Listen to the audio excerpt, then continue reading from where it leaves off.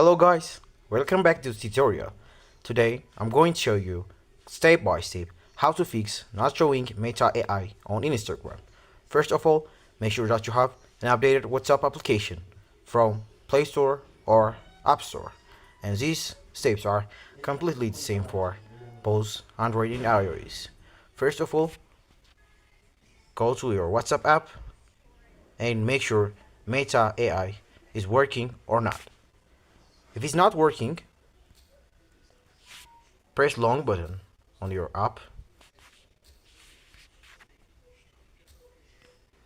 and go to settings, app settings. Scroll down and go to storage and clear data. These tips makes that WhatsApp fix the problem. But if it's not working, all you have to do is waiting for WhatsApp developers release the next Meta AI feature to your country, since Meta AI is working for limited countries. So please follow patiently. Thanks for watching.